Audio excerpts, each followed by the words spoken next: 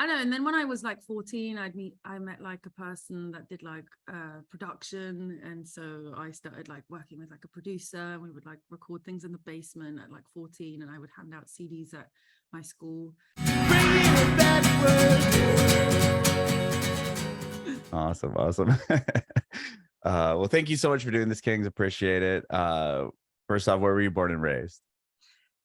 Thank you, Adam, for taking the time. I was born in Switzerland, near Zurich by the lake, and I was raised there. And then my mum's British, so I decided as soon as I could make my own decisions that I wanted to move to London and pursue music more.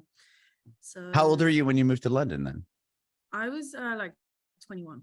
Okay, so you spent most of your life, or obviously a big chunk of it, in Switzerland then. Oh yeah, I did like all my, I mean, I could make my own decisions before 21, I guess. But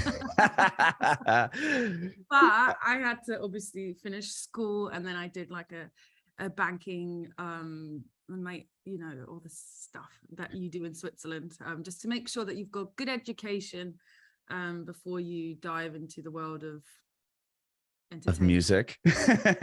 Like super fragile. And I think also in Switzerland it's just not like commonly a career path that people choose, I guess, because it's just not something people do. Is it just, are people more on the conservative side when it comes to that? Like obviously art and music and in entertainment is such a, you know, a risky endeavor. Yeah, and I just think because the country is so small, like the music industry is tiny in Switzerland. There's a lot of artists, but because also the population is so small, so if you say you make it in Switzerland, you might financially still not be stable enough to, you know, to have like a even live life. So you might still need another job anyway, even if you make it in Switzerland. So interesting. I think, yeah, so that's why I think people are just like quite like apprehensive about becoming an artist, because it's not really a, so yeah, so I was like, I'm just gonna go to another country and try it there. Sure. Did you have, I would imagine you would have dual citizenship, right, if your mom was from there, or no? Yeah, I have my English passport and I've got my Swiss one. That's incredible. Well, how did you get into music? Do you come from a musical household at all, or no? Well, I would say my mom loves singing. She would never sing in front of anyone. She's too nervous, but she definitely used to sing around the house a lot, and I just used to join her. So we used to sing a lot. But other than that, no one is in music or makes music or anything like that. So I just, at the earliest age, I mean, I can't remember when it started, but I just became obsessed with songs and lyrics. Like I used to ask my mom all the time, like, what does this mean? What does this mean? You know, and she would, and then I would like go on the computer and like print out lyrics, and I wasn't allowed to do that because I used up a lot of ink, but I used to Sure.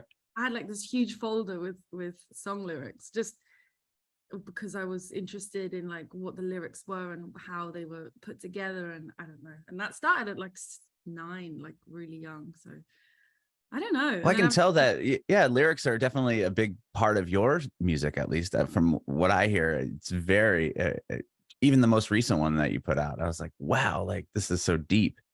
So it sounds like that's been something that you've been, you know, kind of drawn to from a very early age. Yeah, all the lyrics are very deep. I definitely put a lot of thought into the words. What were some of the songs or artists that you were, you know, looking towards or printing the lyrics of and trying to kind of examine? Well, it's gonna get very basic here, but Britney Spears. Oh, really? That's cool. Britney was my first love. I was completely obsessed with her. So I Were you like, what is this "Hit Me Baby One More Time" break down to? Yeah, I like discovered her actually like second album, and I remember Lucky was like my gateway to like, I was like, I just remember being like, Mom, what is this song? And I was just like obsessed. And then you're just like, yeah, anyway. But I, you know, I've always loved pop music. And my mom would like listen to like Queen and Aerosmith and like bands like that. And then Queen is like a big influence for me, because I was like, wow, like, you know, the way Freddie Mercury would write songs, I mean, it's mind blowing. And then the choir arrangements and the voices and like, that stuff is just mind-blowing. So I use that in my songs, you know. I was gonna say I can hear it in the EP, Yeah, especially yeah. the last song on the EP. I don't know if I have the right track listing, but sometimes, Someday Somewhere. oh, so someday somewhere. I close. I knew. Yeah, almost. Well, uh, and also my first EP was like mainly I was using choirs in every song. I think one song doesn't have them. Second EP, I used them a little bit less, but still a lot of them are there. It's just mhm. something I love doing, and I don't know, I think it just adds this whole new dynamic to the song Sure. and drama. And I love drama. It's just so. With those choirs, is that just you singing and kind of adding a bunch of your own voice there, or you have multiple people coming in and singing on that? Oh no, yeah, that's just me.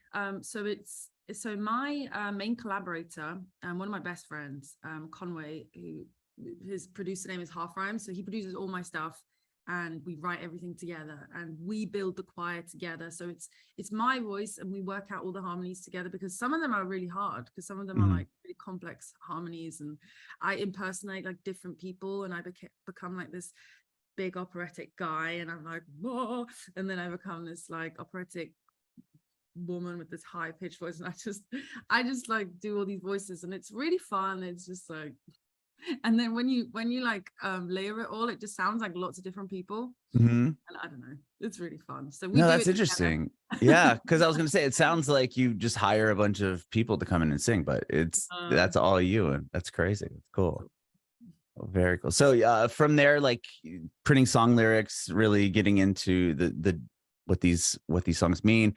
Were you writing, like, when did you start writing songs, or when did that kind of become something you were interested in? So I remember writing things at 9 or 10, like just crappy songs, I guess. And I had like a little keyboard, and I would just, write shit songs. And then I know. And then when I was like 14, I met like a person that did like production. And so I started like working with like a producer, and we would like record things in the basement at like 14, and I would hand out CDs at my school. And and then I don't know, and then 18, I did maybe some more professional stuff, but it was still really crappy. And then well, to back up real quick, so you said you're talking about playing keyboard. Were you in piano at an early age as well? No, not at all. I was just playing my own stuff. I'm definitely self-taught, and I'm definitely not very good. I just like work out stuff by how it feels. So I'm not trained at all. But that's how I used to write, and I love writing like that and working things out like in my pace, and just like, I mean, that's how me and halfrhymes do it as well. We just like mess about. None of us are like professionally trained. We just mess about for ages until it feels good, and then we write the song. That's awesome. So you at 14 or so, you were recording songs, then handing them out at school, so people knew that you were obviously writing music. That wasn't something you were afraid to let people know about. No, I think the whole school knew that I was writing songs and that I was trying to be an artist. So I think definitely my whole school knew that. And I was like the only person, which that just shows you how it was different where I'm from. Like, it's just, I was the only person. So I would like sing at all the like events and weddings and things all the time. And then, and then when I moved to London, I realized that I'm definitely not the only person. And I have to get much better, because I suddenly realized, wow, like I have some growing to do, because I think also when you're the only person in your area and stuff, and you don't realize that there's a lot of competition, or I don't know. You just don't have anyone to compare yourself to, right? I mean, if you're the only one doing it, no apart one's from the artists that are out there, but you don't really right. Different, because you don't really actually have a real comparison, because you're just at home doing stuff. So for me, the biggest growth was when I moved to London, and I went to music school for a year, and I really met other people, and I realized, wow, I really want to get better at my craft. Like that's when I properly got better. I just think, like, if I had like, I don't know, music, like people around me that were doing the same sort of thing maybe from earlier on, I probably would have done more growing earlier on, I feel. But for me, it was like literally when I went to London at like 21, 22 was when I started being like, oh, like I need to get much better.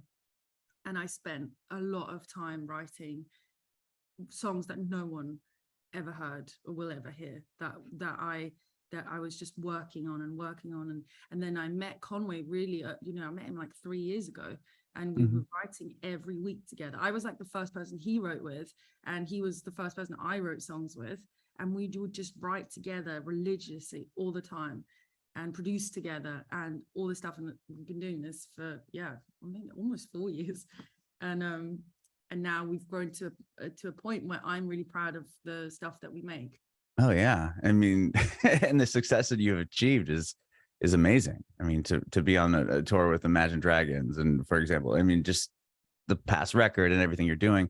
What was what made you decide to go? Okay, like, were you just like, how'd you decide on? Okay, I'm going to go to London. Like at 21, you said you're at a point where you can make your own decisions, but like, if you think about it, like you must have been doing something outside, like were you working at a regular job and you're just like, oh, this is not for me. Like I need to do, like, what was like the, epiphany that you had? I was working at a regular job, but I knew the whole time that I was going to go. Like I was originally going to go to New York, but then it was too big of a mission, like money wise, and just I couldn't get there just yet. So in my mind I was like, but I knew New York was like in my head from when I was 15 years old. I was like, I'm moving to New York and I'm going to be an artist.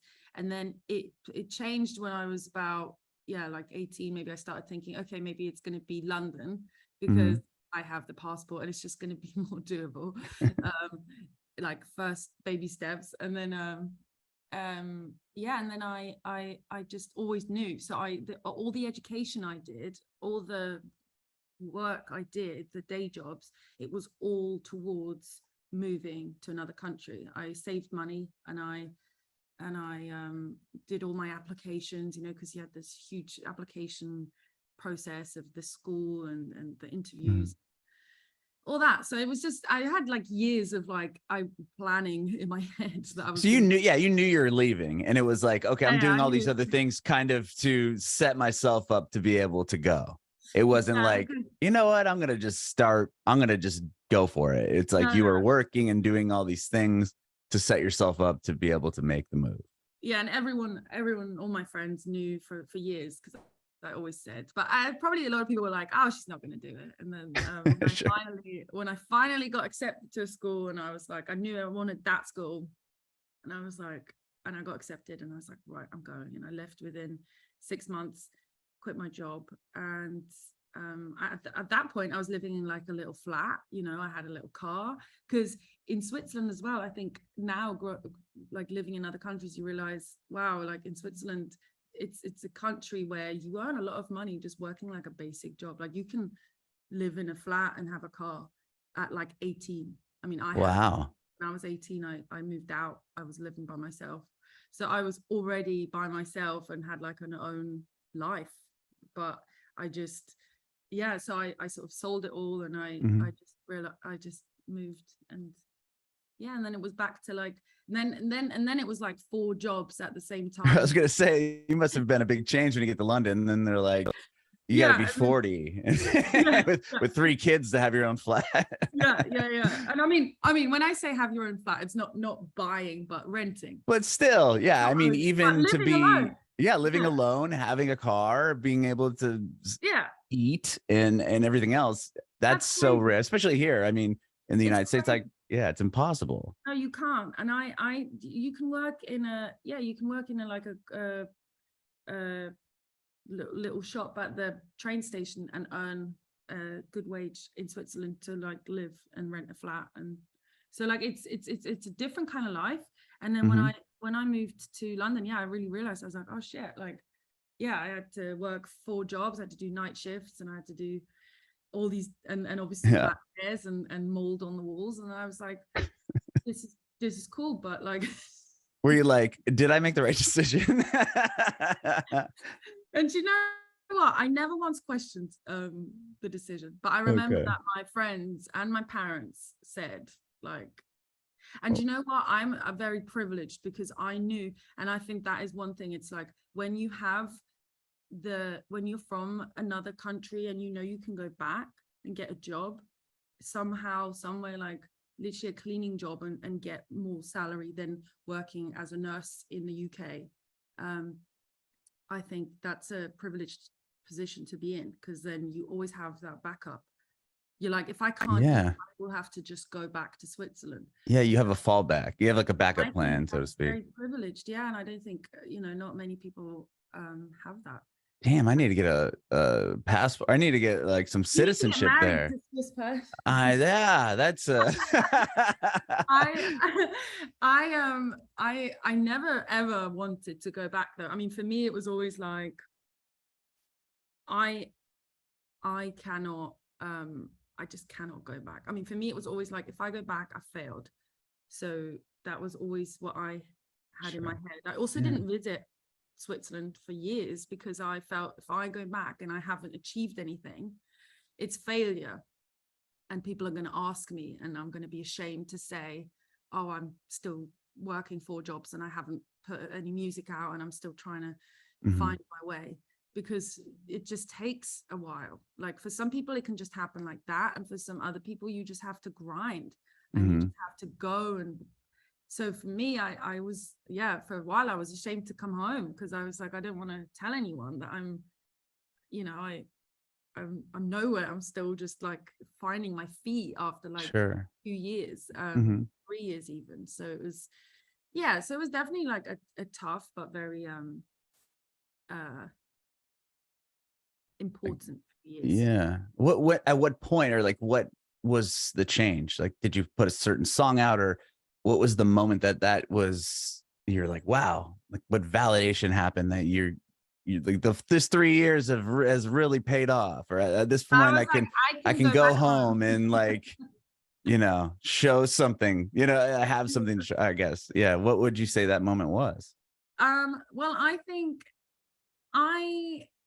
for me, I mean, it was I'm Getting Tired of Me, 100%. That was my first song of my first EP, and I put it out without a label or anything, so it was just me and my manager, and who, until that point I didn't have a manager really either, so it was just me for ages, just figuring out the way. But then when I started working with my manager, and I think something changes in you when one person believes in you. I do think that it's such a huge thing, like definitely for me, because I am riddled with self-doubt like constantly. It's really, you have to sort of fight against yourself half the time. But then if you have one person that thinks you're amazing and they're willing to spend their time working on your career, then you think, well, maybe I'm not that bad after all. I don't know. Like, I think so. For sure. Having somebody else validate your what you're doing, right? Yeah, because whatever your friends say and blah blah blah, it all kind of means, I mean, it means something, but it all kind of just doesn't, because you think, well, everyone's just saying it. And then when you find someone who really believes in you, I do think that changes something. And to me, because I hadn't even written the songs I'm Getting Tired, and all the EP wasn't even written when I found my manager. I just literally wrote it the month after we started working together, because I think I had a newfound self-belief where I was like, look, I can do this. I don't know. So I just think that switched something in my brain. And then we just said, let's just do it together. Let's just put the song out, just you and me. And we put it out, and it got so much love.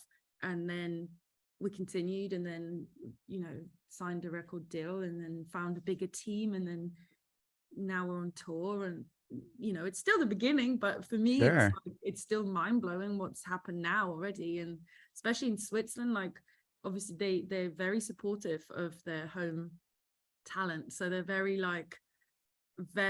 vocal about me. They're very supportive, and it's just really wonderful. So I feel like I feel really happy that now I'm at a point where I'm like, okay, that's cool. Yeah, that must be a great feeling. Have you had a chance to go back and perform? Yes, I performed at the Swiss Music Awards. Wow, what was that Um, like? What a huge moment, I would imagine. Yeah, that was crazy because it was a dream of mine. I mean, I remember I used to go to the Swiss Music Awards all the time and like, and just, yeah, and just always dream and be like, I want to be on that stage. I want to be on that stage. And then they invited me and I played and it was just crazy. I mean, I was so nervous. I was dying, but it was just great. It was really great. And I remember because my manager is American, so I remember saying to him and he still jokes about it, but because we first started working together, I said I wanna sing at the Swiss Music Awards, and he was like, the Swiss Music Awards, like why? Because I'm Swiss. It's like, Right, yeah. that's what I grew up You watching. probably grew up watching and you're like, oh my, Yeah. it's like, yeah, here, if you're in the Grammys or if you're in the Junos or something, if you live in Canada, I mean, that's such a big deal, right? Yeah. So to me, that was huge. And that had to be a huge deal for people that you grew up with, right? Too. I mean, you can show your streams like, oh, I had 5 million streams on this song or whatever. And doesn't probably translate the same way to someone if you're like, no, I'm performing at the Swiss music, like, oh my gosh, like and it's you're just on such a TV. different. Yeah. Yeah. It's like, it's my granddad as well, you know, like my granddad would always say, because he obviously doesn't like quite understand, and he's always like, when are you going to come home and like work a normal job? And I remember when he saw me on TV, because he watched it, and he was like, you're really good at this singing, like and I was That's like, cool. yeah, I've been trying to do this for ages. But I feel like that was the first time he was like, oh, like she's on TV, like this is really cool. Right. She's not just screwing around. Like it's not just some hobby. Yeah, he was always like, what are you doing? Like, are you poor? Like, come home. And I'm like, are you poor? Well, you're like, yeah, well, kind of. I'll get there someday, I promise. yeah, I'm like, at least I'm enjoying myself, okay? Well, I want to talk to you about this new EP. It's coming out in, wow, it's already September in a couple weeks now. Bored of the Circus, and I just watched the video for Cry Baby Cry, which is a cool video. I mean, it's like just like flickers and you and like you're at like you have got like a lighter up or something, and it's just like blowing out. I mean, it's random. I mean, it's not random, but it was just me and an iPhone in my backyard. So really, it's a cool video. Like I thought it was really rad. thank you. And the song itself is really, really good. Going back to lyrics, I mean, wow, what a deep song. Thank you. Yeah, no, it means a lot to me, that one. And the whole video, like, you know, yeah, it's one of my favorite songs, and it means a lot to me. And it's kind of like what I needed to hear when I was like 14 and I was going through all the really, you know, big changes in my head and thought I was the only one in the world that was going through that. And I was so ashamed of who I was. And so, you know, so that's why I wrote this song. And I was just like, that's what I needed to hear then. And I mean, now still, you know, it's the same still. But I remember that was my earliest memory of feeling like I'm really out of place in this world. And I mean, a lot of teenagers feel like that, but my thing, I feel like the way I felt like it was next level, because none of my friends were going through what I was going through. Or at least they weren't talking about it. Yeah, that's true.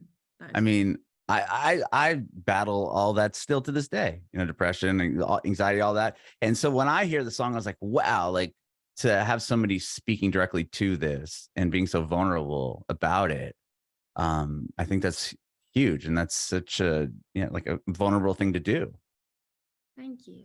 And I'm sure millions upon millions of people out there are going to hear that and hit them directly. Right. I mean, it's, you know, I've had the most amazing messages about this song. I feel like it's had one of the most like intense reactions so far from like fans listening and then messaging me directly or commenting and just saying like how, oh my God, like this makes me feel so much less alone, or like this.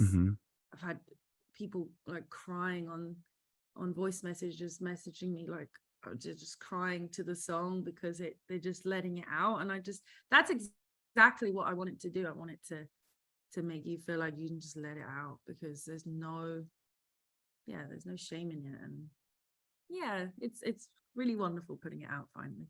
Was that a song that you were maybe not hesitant to put out, but like when you put it out, were you worried at all? I mean, just the subject matter itself.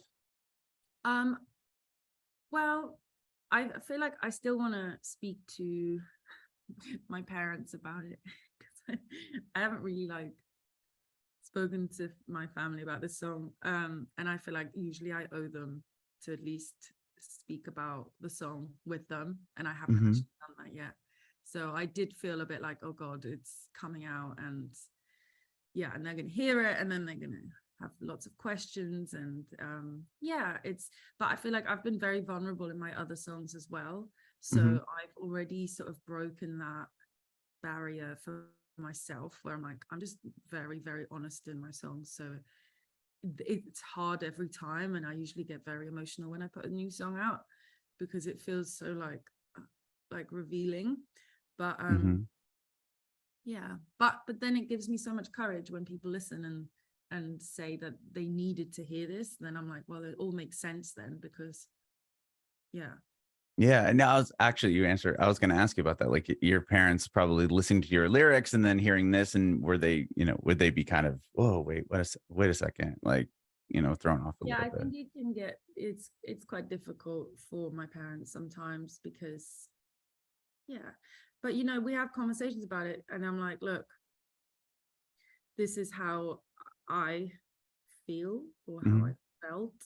And also, it doesn't always have to directly affect like how you're perceived by people, because obviously people always look at the parents, don't they, when they're like, Sure. oh, your child has depression, or your child has a personality disorder, or your child whatever, and then they look at the parents. But it's not always, and everyone's only human, and it's like everyone experiences things differently, and it has like their own chemical thing in their Yeah, it's brain. all chemical in brain, it's not like necessarily that your parents, that you were neglected by any means, you know what I mean? Like that's what people maybe associate right away. And it's like, no, so many people, millions upon millions of people battle depression and anxiety on a daily basis. And all of their families were, not there for them, so to speak. Like it just doesn't make any sense. And it's and people have, like, my parents got divorced when I was 2, and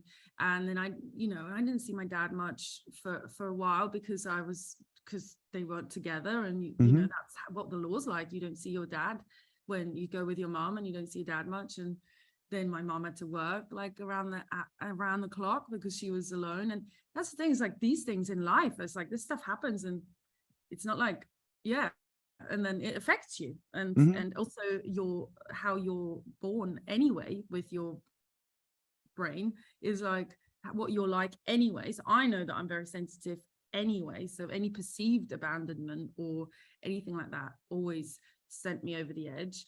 And then and then there you are, and then so I have like conversations like that with them, and I think I need to like and then in interviews I speak about it sometimes. Now I've realized that maybe I should speak about that more, because it's unfair to then point towards my parents and maybe blame them, or be like, oh, they must be terrible people because she's such a mess. And it's like, no, like, no.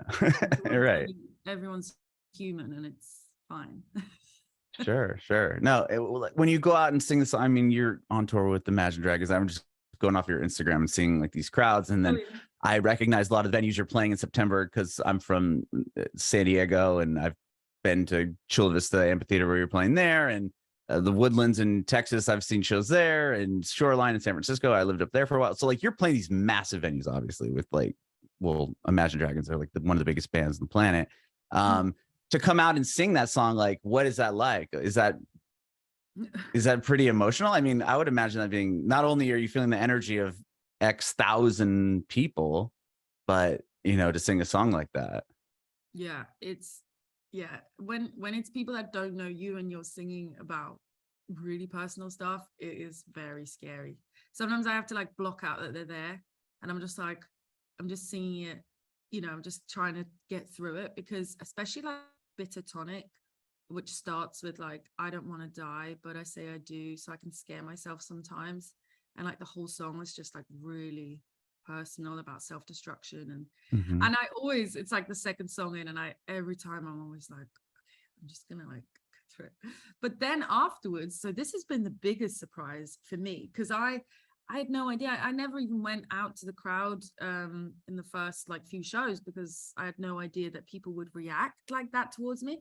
And now I go out sometimes after the show, and the people, the way they come up to me, and like we take pictures and we talk, some of them are crying, and it's like, and because I also sometimes you think, oh, they're not really listening anyway because I'm the support act and people aren't going to pay attention, you sort of just get through it.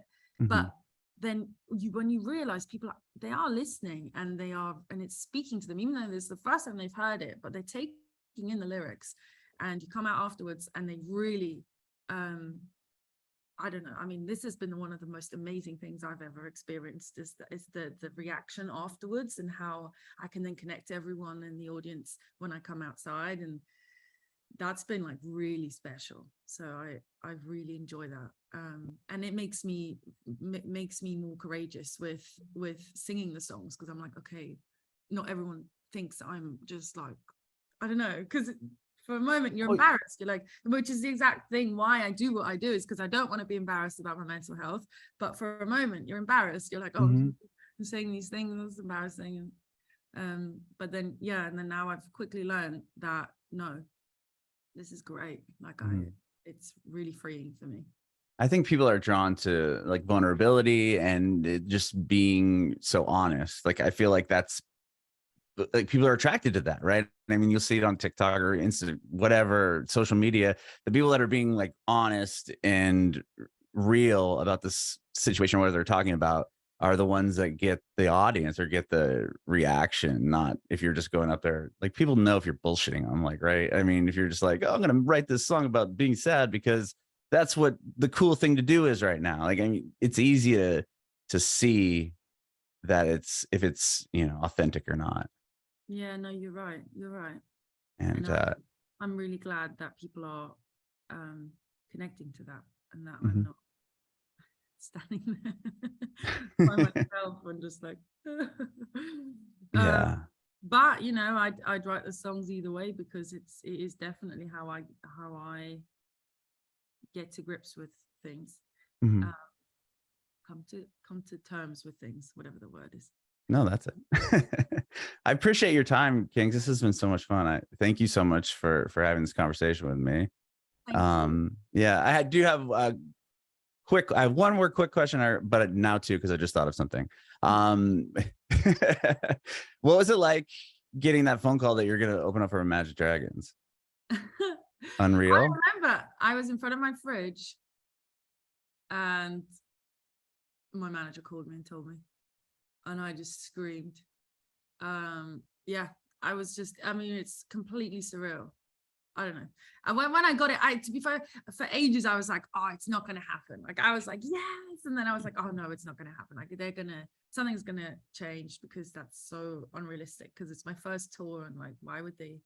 Yeah. That's so cool. I was out of disbelief for a long time, until I actually was in Salt Lake City and it was starting. And I was like, I feel like Dan Reynolds is the guy that will like do that, like find artists and just go, this person's killer, I'm going to help them, or I'm going to support them. Yeah, I spoke to him about it, because I was like, thank you for like taking me on this tour. And he was like, it wasn't even a question. He was like, I heard the songs and it wasn't even a question. He's so like, when he speaks, you're just like, that's so cool. Wasn't a question, and he was so wonderful. And they don't care that I'm a tiny artist. They're like, in fact, even more so, take you. And they see something in you, obviously, and they know that you're going to be bigger. You just keep getting bigger and bigger and bigger. So that's so cool that he was able. I just think that's cool that he does stuff like that. Yeah, me too. Actually, one more question before my last question.